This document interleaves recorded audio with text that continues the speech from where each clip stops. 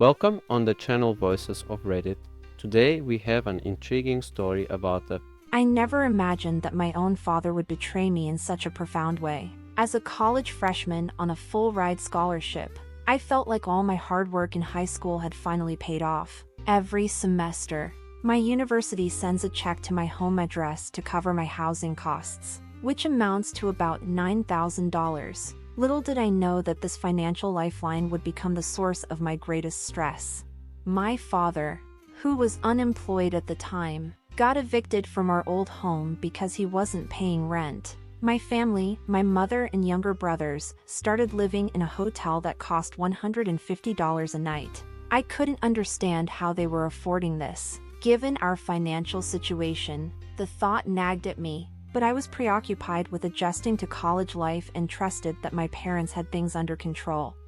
For 2 months, I begged my father to pay off my college housing costs. He kept assuring me that the funds were tied up in some complicated financial arrangements, which I didn't fully understand due to my lack of financial literacy. He was vague and evasive, but I wanted to believe him. After all, he's my father. I tried to focus on my studies, hoping everything would work out.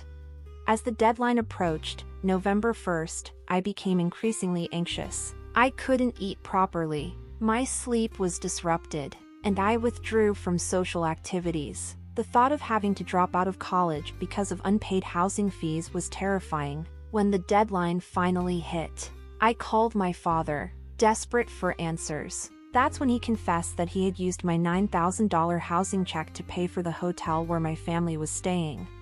I was furious and felt a deep sense of betrayal. I demanded to know how he could do this to me. Instead of taking responsibility, he blamed the entire family for the situation and even had the audacity to blame me. He had been giving me allowance money for 2 months, claiming it was from relatives, but it was actually from my own scholarship funds. When I confronted him, he said he didn't want to stress me out.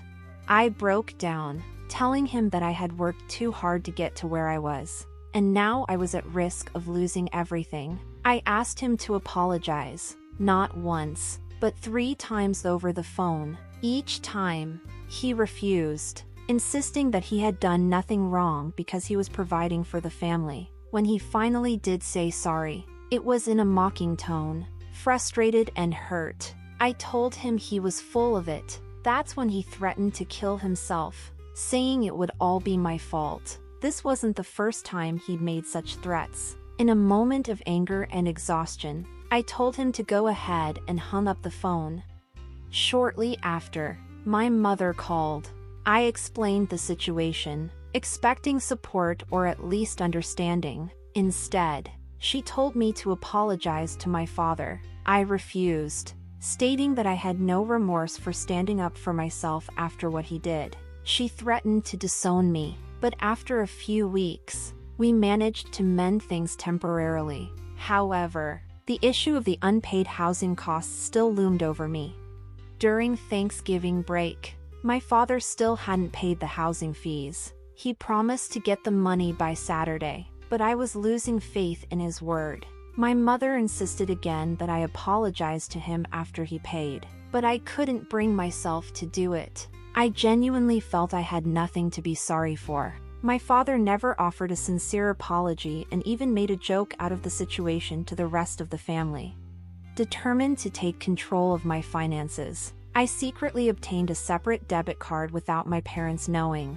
I didn't have a job yet, but I planned to find one soon. I considered going to the financial aid office, but my father eventually paid me back, though I suspect he used my grandmother's social security checks to do so. In December, after weeks of relentless calls and pressure, my father sent me a new $9,000 check. It arrived at my dorm around midnight. I was asleep, unaware that he was frantically calling me to confirm its arrival.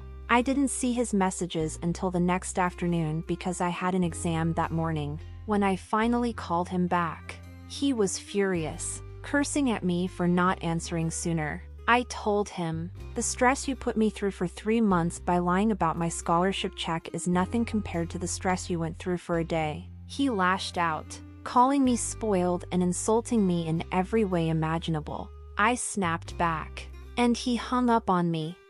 Moments later, he had my mother call me on his behalf. She screamed at me, saying I should always respect him as my father and that I should apologize for swearing. I acknowledged that I had sworn at him but pointed out that he had done the same. Using slurs and hurtful language, she accused me of deliberately ignoring them. Despite me explaining that I had been asleep and then taking an exam, I told her that we shouldn't even be having this conversation because he was clearly in the wrong, and any other student in my position would have reported him to the financial aid office. She misunderstood, thinking I was threatening to report him, and she had a meltdown before hanging up. My father called back, daring me to report him. He claimed that I would be the one going to jail because he had sent me some of the money, which was absurd. When I challenged him, he declared that he was severing ties with me so I could learn my lesson, and hung up.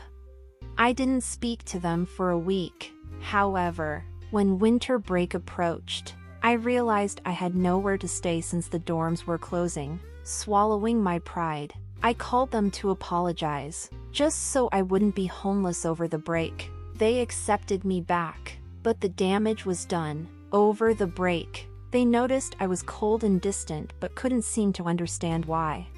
The silver lining in all of this was reconnecting with my estranged sister, who is 25 years old. I learned that my father had financially abused her for years, maxing out her credit cards and leaving her $20,000 in debt. They cut ties after she started dating someone they didn't approve of. When I was on good terms with my parents, they had painted her as the villain, claiming she betrayed the family. Discovering that she had gone through the same manipulation and abuse made us closer than ever. She became a shoulder to lean on, someone who truly understood what I was experiencing.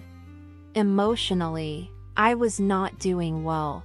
I had always been stoic, but this situation was taking a heavy toll on me. My family had been my world, while I knew my father had issues. My mother had always been my confidant. I shared everything with her, helped her through her marital problems, and she did the same. Realizing that she chose my abusive, unemployed father over me was heartbreaking. She still expected me to be her emotional support, wanting me to act as if nothing had changed. I told her that she could never regain the trust one once had in her.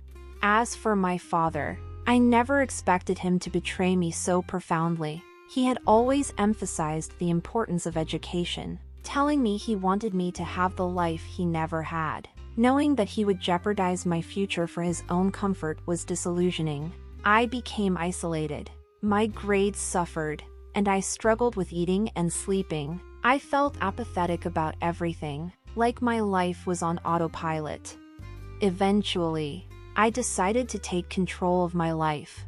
I ensured that my father no longer had access to my finances and reduced contact with them. Thanks to advice from others, I secured all my important documents before leaving for college. I got my first job and began to distance myself from my parents, reflecting on their actions and their impact on my life. They accused me of being self-absorbed, and my father once again threatened to kill himself if I didn't help him financially. This time, instead of reacting with anger, I told him that his choices were his own and that I couldn't be responsible for them. I realized that they would never change. They are the type of people who manipulate others through threats and self-pity, unable to see the harm they cause. I mourned the loss of the parents I thought I had, accepting that they were never truly there for me. My mother accused me of being a TV villain for not giving my father the money he supposedly deserved for raising me and my siblings. I told her that neither of them had been emotionally present as parents. She had always treated me more like a friend or therapist, using me as an outlet for her own emotional dysfunction. Yet, she would turn on me in an instant to protect my father's feelings, even attacking me or my siblings if we upset him. While I felt pity for her situation as an undocumented immigrant in an abusive relationship, it didn't excuse the harm she caused. Recently, she called me, lying about my father being ill to extract money from me. I told them to find another source of income and hung up. I still check on my younger brothers occasionally. They are still living in the hotel, and while they are physically safe, I worry about their future and feel guilty for leaving them behind. This past year has been a journey toward independence, not just financially, but emotionally. I've learned to free myself from their control and make decisions for my own well-being. Despite the hardships, I'm happier now.